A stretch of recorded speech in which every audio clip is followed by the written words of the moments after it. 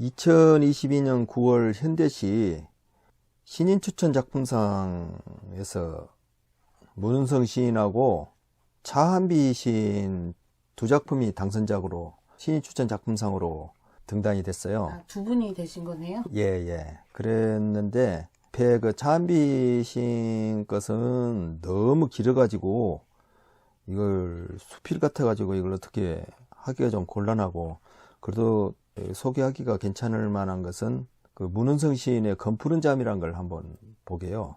현대시가 상반기, 하반기 이렇게 신인 추천이 두 번 있나요? 그건 잘 모르겠어요. 한번 볼까요? 검푸른 잠. 검푸른 잠, 문은성.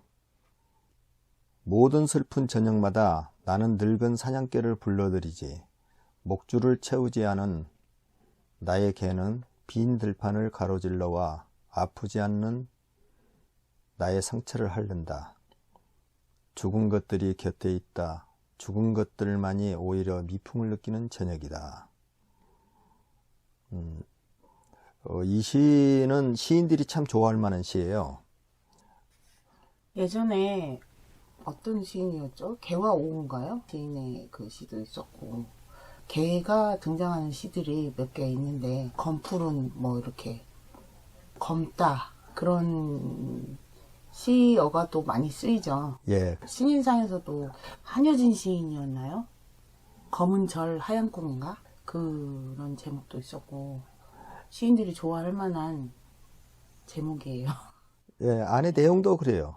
그래서 검다 하는 것보다는 검푸른, 우리나라 언어에서 있는 애매모호한 언어 표현법이 있거든요, 이게. 네. 예를 들면은 그래요. 서양 같은 경우는 엘리베이터 하면 올라가는 기능이 강하기 때문에 올라가는 걸로 하고 그러잖아요. 그런데 우리 같은 경우는 엘리베이터를 승강기라고 하거든요. 올라가는 기능만 있는 거 아니고 내려가는 것도 있다 해가지고 올라가고 내려가고 두 개의 기능을 하나로 합치는 언어가 많아요. 우리 같은 경우는. 그게 애매모호하다는 거거든요. 네. 서랍을 이렇게 열고 닫잖아요. 그러면 여닫이라 해버려요, 우리는.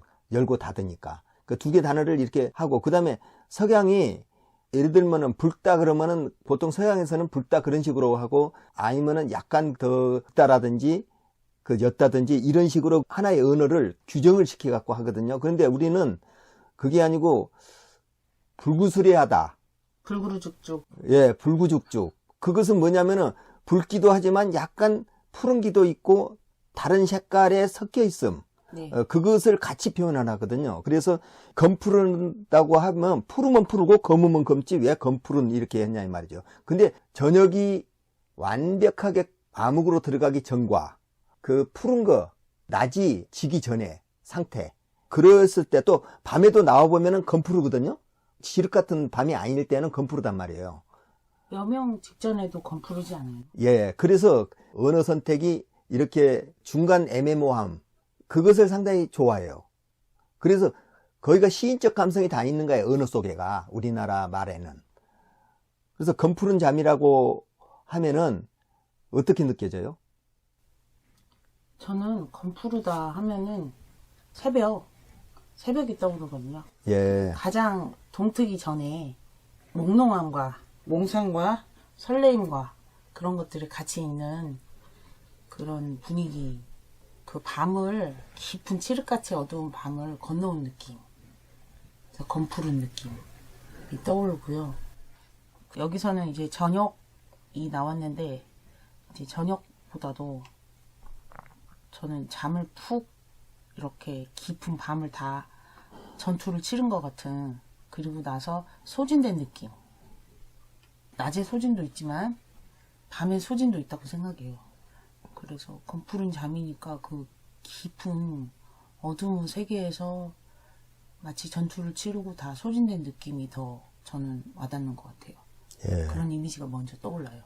그래서 저녁이 시작을 물어봐고 새벽에 여명이 이렇게 터갖고 올라고 할 전의 단계, 네. 그 단계에서 그 검푸른 잠, 처음에 들어가려고 할 때하고 마지막 끝나려고 했을 때 그 설장같이 있었던 그 잠.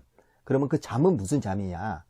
실제로는 이 시 안에서 그 잠이란 것은 시인이 빠져들어가는 언어의 세계의 잠이 될 수가 있어요.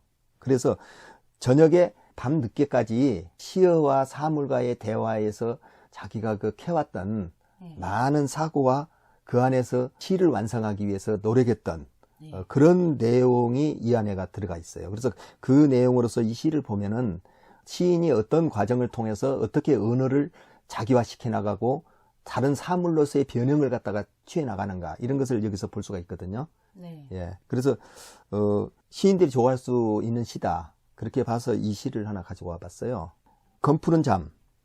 모든 슬픈 저녁마다 나는 늙은 사냥개라는 것은 오래 묵은 언어. 그렇게 보이죠. 그래서 불러들이지. 오래 묵은 언어, 사람들한테 때가 많이 끼인 언어를 불러들여서 그것을 그 때를 벗겨내고 새로운 나의 사고 안에 들어있는 새로운 언어로서의 교정을 시켜가지고 사람들한테 이 사물은 이런 면만 보이는 것이 아니고 이러한 면으로서 시인이 보는 새로운 그 시각, 그것을 그 인지시켜주는 거, 그거 시인의 작업이잖아요. 그것을 지금 목줄을 채우지 않는 나의 개는 빈 들판을 가로질러와 아프지 않는 나의 상처를 이제 하는 거야. 이제 나한테 이제 다가온 거야. 저 늙은 개. 예를 들면 내가 눈이라고 하는 그 첫눈이 오는 광경을 하나의 사물로서 잡았다면 그 첫눈이란 광경을 김강균 시인은 먼 데서 옷 벗는 소리라고 했잖아요. 어느 여인이 옷 벗는 소리란 말이에요. 그렇게 보듯이 그것은 하늘이 옷을 벗는 것을 먼데 그 여인이 옷을 벗어서 나한테 다가온 것 같은 거야. 예. 천사가 이렇게 와서 천사의 그 아주 얇은 이불을 나한테 한 폭 싹 덮어주는 것 같은 거야. 모든 사물한테다가. 그러듯이 어떤 사물을 하나 내가 새롭게 해석하는 과정. 예, 그렇게 볼 수가 있죠. 그렇게도 보이고요. 시적 자아로도 보여요. 동일시된 늙은 사냥개. 그러니까 그 사냥개 자체가 뭔가를 이렇게 훈련을 하잖아요. 어슬렁거리면서 이거를 딱 잡아채고 물고 이런 훈련을 하니까 그 시어들을 가지고 그렇게 여러 가지 작업들을 한다라는 의미의 시적 자아.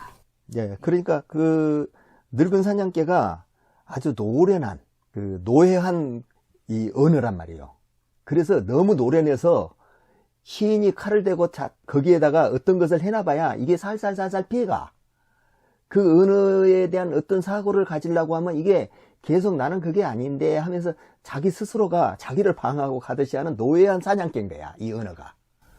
그러기도 하고 시인의 자아로서 늙은 사냥개는 그러니까 더 이상 때가 많이 묻어가지고 삶의 때가 많이 묻어서 고정관념이나 편견에 그 세상에 어떤 규칙이나 이걸로만 바라보는 한쪽 시각으로 고정된 관념이 매너리즘화된 사람으로서 노예한 이미지.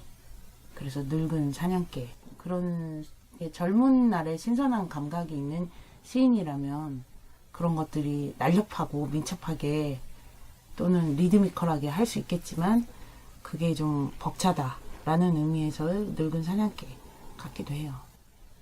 그래서 그 이미 그 노예한 사냥개 그걸 데리고 시를 쓰기는 굉장히 어렵잖아요. 네. 슬슬슬슬 빠져나가니까. 그래서 죽은 것들만이 오히려 미풍을 느끼는 저녁이다. 오히려 죽어갖고 있는 사물들. 네. 나한테서 사람들한테 익숙하지 않은 사물들. 거기에 대한 새로운 것에 대한 미풍을 느끼는 그런 저녁이단 말이에요. 그것에서 나는 새롭게 캐내겠다. 그런 말도 되겠지요. 그래서 훈련은 새벽까지 계속된다. 한 바퀴, 두 바퀴, 세 바퀴 빈숲을 가로질러 결국 아무것도 거머쥐지 못하는 사냥개의 이빨이 나의 곁으로 되돌아와. 그 언어가 그 하나도 그 사냥을 못했어. 그 언어를. 그래서 그 사냥개 이빨이 나의 곁으로 되돌아와 나의 살점을 오히려 깨문단 말이에요. 그 정도밖에 못해? 하면서 독한 침을 질질 흘리는 개의 아가리를 벌리며 나는 사라지지 않는 육식의 습성을 확인하지만 시인으로서의 습성을 확인하지만은 그게 덥석덥석 멀어지는 것은 아니단 말이에요. 사냥이 항상 잘 되는 게 아니야. 훈련은 그대로 종료될 뿐이다. 등단을 하기 위해서 많은 시 쓰잖아요. 시인들이. 그런 훈련의 과정, 그건 그대로 종료가 돼버리는 거야. 그리고 다시 사냥에 실패한 아가리가 다치고 개는 깊은 잠에 빠져. 다시 시름에 빠지는 것이죠.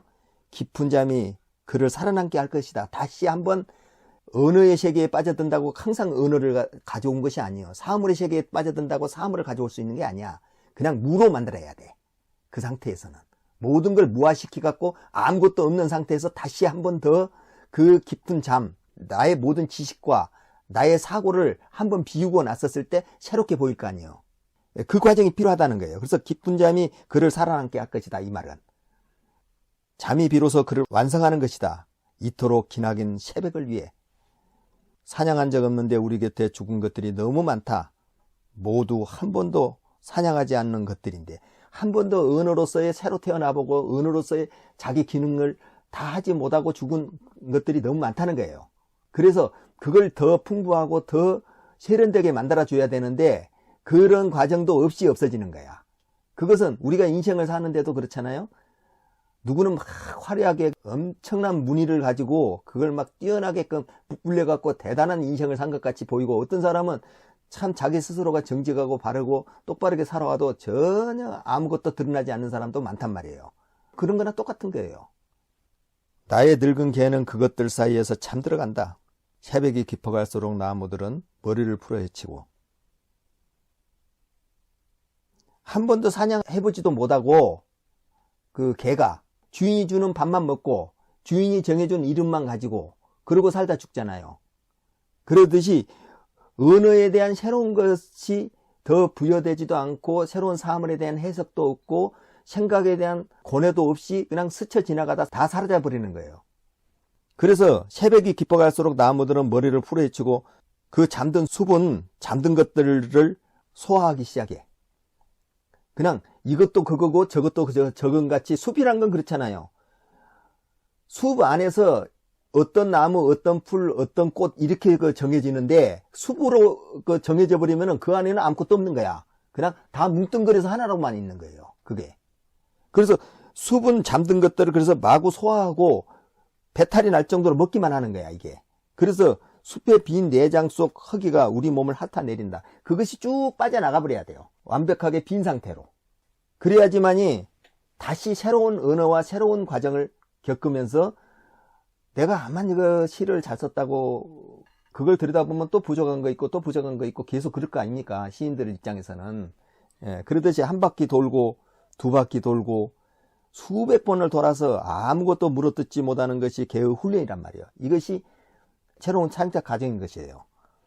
아무것도 잡아먹지 못하면서 그저 새벽의 숲이 만들어내는 소용돌이 속으로 돌고 돌아 사라져가는 그 언어들, 그리고 그 나의 상상력과 나의 그 밤샘도록 고생만 했던 그 시간들, 개가 익혀야 할 기술이다. 개의 실력은 날로 들어가면서 사냥할 수 있는 실력이 이제 조금씩 늘어나겠죠. 그러다 보면은 언어를 갖다가 세련되고 갈고 다듬는 기간이 길면은 이제 필력이 늘어나겠죠. 근데 앞에 늙은 개라 그랬거든요. 늙은 개여서 이게 매번 그러니까 사냥한 적도 없는데 죽은 것들이 계속 늘어나고 그게 미완성된 미발표된 그 발표할 수 없는 작품들이 계속 늘어난다는 그렇죠. 그런 시적자의 예. 투영인 것 같기도 해요. 아, 그거예요. 그 발표 못하고 죽어버리고. 예. 근데 이제 그 늙은 개가 개로 되진 않거든요. 늙은 개는 늙은 개고 개는 개고 강아지는 개가 될 수 있죠. 그래서 서서히 네. 그 늙은 개로 남아서 늙어서 죽어가야 될 그거 말고 다시 무화를 시켜서 네. 강아지를 한 마리 키워야 되는 거야. 그렇죠. 훈련을 시켜서 정말 잘 사냥을 할 수 있는. 그래서 사물에 있는 때를 벗겨내는 게 아니라 그냥 무에서 시작해야지 강아지에서 개로 커나갈 수 있는 거죠. 예. 사냥을 하고. 그래서 개는 정말 사라져 간단 말이에요. 쓸데없는 나의 필력들은 다 사라져가고 새로운 필력으로 가야 되는 거잖아요. 그래서 이미 죽어버린 것들 사이에서 그 역시 하나의 정지한 사물로서 계속 없어져 가야 돼. 그러니까 어떻게 보면 익혀야 할 기술이 아니고 늙은 개를 훈련한다고 그게 사냥을 잘 할 수 있는 건 아니거든요. 그러니까 무에서 시작해야 되는 모든 걸 정지한 채 새롭게 봐야 되지만이 무에서 유를 창조하는 것처럼 그렇게 해야지 될 것 같은 그래야 사냥이 될 것 같은 느낌이 드는 거죠. 그래서 후설이 모든 철학의 그 정초를 세운다는 기본에서 사물을 바라보는 모든 때를 다 정지를 시키고 에포케. 에포케. 예, 정지를 시키고 새롭게 바라보는 거. 네. 그것부터 시작하잖아요. 죽어야지만이, 기존의 것이 죽어야지만이 새롭게 시작할 수 있잖아요. 예, 앞에 것에다 계속 붙여갖고 오다 보면 앞에 것밖에 안 되는 거야. 더 씌우는 것밖에 안 되는 거예요. 예, 그것을 전부 다 없애고 다시 시작해봐야 되는 거야. 네. 그래서 저것에 대한 것이 우리가 알고 있는 기존 지식을 다 던졌을 때 저건 어떻게 보이는가? 그러니까 앞에 거는 옹고의 지신적인 그런 느낌이라면 여기 뒷부분부터는 이제 새롭게 시작하는, 점차 개량해가고 개선시키는 점진주의 말고 이거 혁신주의 같이 이렇게 가야지 창조가 되는 거죠. 그러니까 그 지식에 의해서 사고를 추론해 나가는 것이 아니고 네. 직관에 의해서 가져가는 그렇죠. 거. 그러니까 선적으로 보면은 네. 그 도노에 가까워야 돼요. 도노. 네. 점수로 해가지고 그 하는 것은 안 되는 거야. 시는. 그렇죠. 단번에 직관에 의해서 알아차려야 돼. 예, 파고들고 깨뚫고 깨버리는 그게 있어야 되는 거죠. 예, 그렇죠. 그래서 정지한 사물로서 예. 정지가 됐다면 그 사물은 이미 사물로서의 활동력이 없어져 버린 거 아니에요. 모든 사물은 움직임 안에서의 그 생명력을 가지는 거거든요. 네. 하물며 그 자동차도 그렇잖아요. 움직였을 때 사물로서의 그 활용이 있는 거잖아요. 정지해 갖고 있을 때는 사물이 멈춰 갖고 있는 거잖아. 죽어 있는 거거든요. 그러나 자동차가 움직였을 때는 살아 있는 거야, 이게. 근데 움직이려면은 한쪽은 정지해 있어야 움직임이 의미가 있죠. 상대성 이론에서 그잖아요. 똑같은 속도로 같이 움직여버리면 정지해 있는 것과 같잖아요. 아, 똑같지요. 그렇죠. 그게 반대되는 상대적인 그게 있어야지만이 정지와 움직임이 의미가 있는 거죠. 예. 그래서 그 하나의 사물의 그 정지라는 것은 사고의 정지를 이야기하는 거예요. 여기서는 내 사고의 정지, 그 사고의 연관성을 계속 연관하지 말아야 이게야. 그 하나의 사물에서 시적인 어떤 언어를 내가 갖고 오고 그것을 새로운 창조로서 그것을 바라볼 때는 기존의 사고를 다 정지를 시켜야 되기 때문에 사고의 정지가 되는 거예요. 여기서는. 그래서 움직이는 측에서는 정지가 움직이는 거고, 아무튼 그 운동성을 파악하려면은 상대적으로 반대로 가야지만이 이게 된다라는 거죠. 예. 그 움직임이 나오려면. 그래서 나는 그의 털을 쓰다듬는 거야. 늙은 개는 털어내고 네. 새로 털복숭아 같이 새 털이 올라오는 새로운 개 아니에요. 그렇죠. 새로운 언어 아니에요. 그래서 겨울에 깊은 겨울 호흡 속으로 빨려 들어가면서 깊은 겨울에 되면은 겨울을 맞이한 새털이 새로 자라는 거 아니에요? 네. 그것을 가지고 내 언어 속으로 빠져 들어가야 되는 거야. 그는 지금 단 하나의 정확한 목적을 이제 수행하기 시작한 거예요. 그 깊은 겨울 속으로, 깊은 침잠 속으로 빠져서 모든 것이 정지된 겨울 같은 상태. 네. 거기에서 내 사고를 다시 시작해 봐야 되는 것이죠. 네. 세상을 다시 새롭게 바라봐야 되고. 예. 그래서 세상 모든 새벽이 아침으로 이제 돌아왔을 때, 그때 검은 숲 머리가 잠든 것을 내려다 보면서, 그때 내가 사물을 마음대로 조종하면서 내가 사물 속에 빠져서 허우적거릴 것이 아니고 사물 바깥에서 내가 사물을 바라볼 수가 있는 그런 것이 될 수 있겠죠. 그래서 숲 안에 있을 때는 그 숲의 안에 그것에 있지만 숲 바깥으로 나와 있기 때문에 숲 안으로 우리가 들어갈 수 있잖아요. 그런 게 같이 돼 있는데 네. 저는 이 시를 해설하는 거가 약간 저어가 됐어요. 왜냐면은 제가 아까 말씀드렸다시피 문장이 너무 많이 걸리더라고요. 거칠어가지고. 이게 시를 쓸 때 그 장르의 형식이 있잖아요. 그게 문장에 있어서 반복되는 게 너무 많고 꾸며주는 수식어가 많고 군더더기가 많으면은 계속 관념적이 되고 현학적이 되고 이게 거칠게 되거든요. 머릿속에서 문장이 몸속으로 싹 흡수가 되고 소화가 돼서 싹 들어와야 되는데 주변에서만 맴돌고 이 안으로 들어오지 못해요. 그런 게 수식어, 부사어 이런 것들의 문제거든요. 그래서 기본적으로 발표되는 시들은 중복되는 말들을 군더더기를 다 빼버리고 아주 가볍게 날씬하게 해서 읽을 때 사람이 거칠지 않아야 되는데 이 부분은 없애야 되는데 왜 이 말이 들어갔지? 굳이 안 넣어도 되는 말들인데 그런 생각을 하는 거죠. 근데 이 시에서 선생님이 빼야 될 부분이라고 한 것을 목줄을 채우지 않은 개는 네. 들판을 가로질러와 상처를 핥는다. 죽은 것들이 곁에 있다. 죽은 것들만이 미품을 느끼는 저녁이다. 훈련은 새벽까지 계속된다. 한 바퀴, 두 바퀴, 세 바퀴 빈숲을 가로질러 아무것도 거머쥐지 못한 사냥개의 이빨이 내 살점을 깨문다. 침을 흘리는 개의 아가리를 벌리며 사라지지 않는 육식의 습성. 여기까지만 확인한다 뭐 이런 말도 굳이. 거기에서 그 모든 슬픈 저녁마다 하고 저 세상 모든 새벽에서 모든 자만 빼도 괜찮다 그 말이지요. 저도 그렇게 보이네요. 아니요, 세 번째 연도 보면은 결국 아무것도 거머쥐지 못한, 그냥 아무것도 거머쥐지 못한, 뭐 나의 곁으로 되돌아와 나의 살점 이러지 말고 그냥 사냥개 이빨이 살점을 깨문다. 독한 침 하지 말고 그냥 침을 질질 하지 말고 침을 흘리는 개의 아가리를 벌리며. 나는이 굉장히 많이 나와요. 나는 나의. 그걸 다 빼버리고 사라지지 않는 육식의 습성. 개에 초점을 맞추는 거잖아요. 여기서는. 개의 그 어떤 행동이나 이런 거 패턴을 얘기하는 거니까. 비로소 이런 말도 빼고. 죽은 것들이 너무 많다. 그냥 죽은 것들이 많다. 이런 식으로. 모두 한 번도 사냥당하지 않은 것들인데 사냥한 적 앞에 없다고 했으니까 이 말은 굳이 안 들어가도 돼요. 제가 봤을 때는. 이거는 이제 제가 보는 견지인데, 근데 제가 이렇게 느끼면은 많은 시인들도 이게 좀 거칠다 이렇게 느끼시지 않을까 그런 생각이 들어요. 시상은 좋아요.